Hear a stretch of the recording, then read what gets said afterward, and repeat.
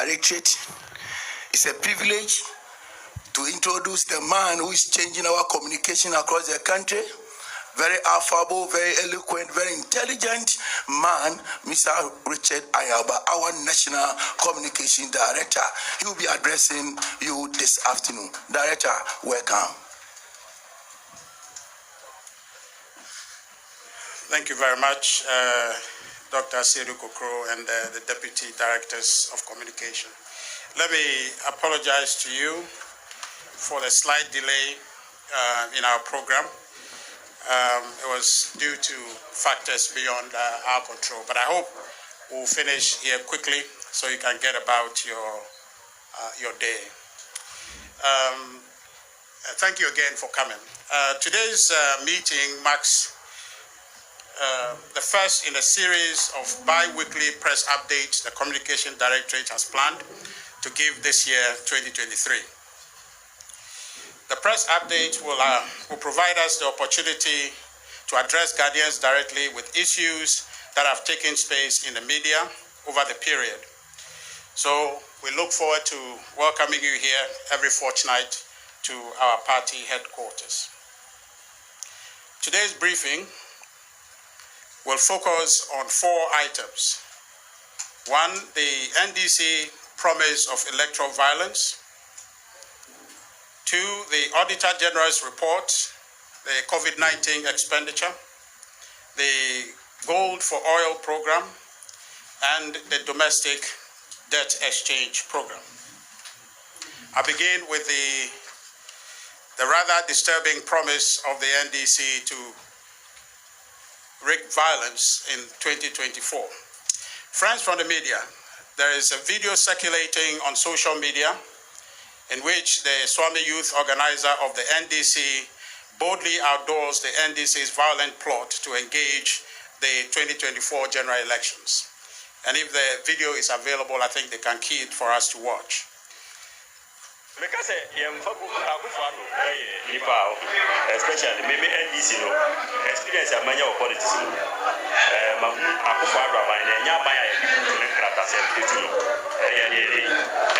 you can never go into election with the idea they were brown casualties. The no experience in a brown marble swami for pay or constituency. And I may advise about the member branch for maybe organizer for the constituency. It's me no minister Mabuno. Umuna party for no munyapa. The air taking a decision with my youth to say this time NPP will be a mono. The only way a party is media survival constituency. And politics, the only thing a political party is power. Power no say am famran to who say this a wuji free bad mu answer ya de akwanya na ma osobeso. Nti agofo adu mi nipa 8 e we ni president a. E de na ebeye nwanwa anase tan say so ameso. Yes ye kum nipa bi nukura na say be ma NDC jo ma be di power. E wo say ha bi ni. So me policy no. Me dey ma me mabunu no e graduate organizers they say when you are going you should prepare yourself. Wow, but men fan go di NDC ni NPP ni bi obeye bi an sa ba na wo be bono ama party na we ni power power. Si tuo na obe tuo bono ama NDC aba power to bono because akufo ado akira ma yehu say you can kill for power. So be kill for power ye ready. Nti say what is say me ka wo edom ni mu a we are doing it and we are going to practice it. Ever ready because we had the lives of national executives here you amuna omushe you grant say we should do that. Nti eni say how we as a journey muma hu pipe 2020 election mu we situation whereby we be pray kokra tutu bono no wada fam.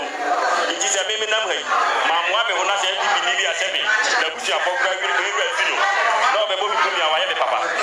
So we are and me advise NDC ni ma papia say 2024 election no say everybody be na se kum nipa na we ni akuno everybody na boni patu na we ni abana buka bono na power na bebren ya because yem fa bu akufo ado nipa especially maybe NDC no experience amanya of politics. Well, thank you. I hope most of you were able to capture that. Ladies and gentlemen, we cannot discard or discount these utterances as vain talk. This individual you just heard is coherent. It clearly appears that he knows what he's saying and understands what he's saying and knows what outcome he's expecting. It is dangerous, to put it mildly. Ladies and gentlemen, what is more dangerous, perhaps more egregious, is the NDC's failure to condemn and disassociate itself from these statements, but rather chooses to rationalize it. We cannot accept this as an ordinary misguided statement because, as I indicated earlier, it is too coherent to be taken less seriously. Besides, we believe his threats are not in isolation. He is inspired by the NDC's presumptive leader, the former President John Dramani Mahama, who publicly touted the NDC's credentials. Quote, NDC has revolutionary roots, and when it comes to unleashing violence, no one can beat us to it.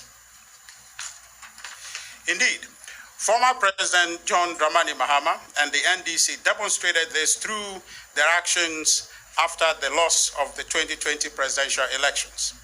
He held press conference after press conference and misled Ghanaians that the election had been stolen and ordered thousands of unsuspecting party youths into the streets around the country, burning markets, attacking innocent citizens, and destroying and vandalizing public property. There's a video to that effect. We have it, you can watch it, but if not, we can just carry on. But all of you were witnesses where we in this are country in respect of this election. I think we have the... As has been announced by my party, just show a bit the National Democratic Congress, we are unable to accept the outcome of the election as declared by the Electoral Commission Chairperson, Mrs. June Mensah. These results are flawed and discredited. When it comes to the parliamentary election, the NDC won a working majority of 140 seats.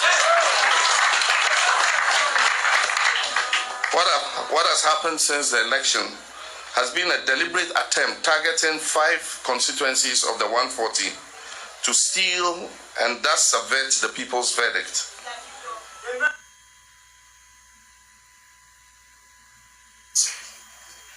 Their MPs participated in this as well. They stormed the EC headquarters, and I'm sure you remember all of that. But for the vigilance of the police, there might have been a bloodshed in this country instigated by the NDC. But the thing about it is that the former president did not stop there. He went on to freely assault the integrity of the Supreme Court. And you recall the famous mention of the description of the Supreme Court as a unanimous FC. All of it against the background that he has won the election. But what we know now, ladies and gentlemen, we have been told by the NDC chairman, then the General Secretary, Mr. Asedu Nketia, that the NDC knew all this time that the former President John Dramani Mahama had lost the election and that the NDC had lost the election. They knew this all along, but they wanted King Solomon to cut the baby into 2. Remember the Moutier 3. When they were jailed, we're all in this country, the NDC ministers lined up and signed a petition for the former president to pardon them. This is a party whose leaders oversaw the slaughter of 3 judges and a military officer in 1982. Ladies and gentlemen, we believe this about the NDC, that the statement that the youth organizer made is not in isolation, or did he misspoke? He is clear-eyed about what he was saying. His remarks reflect the culture and ethos of the NDC. We expect the police and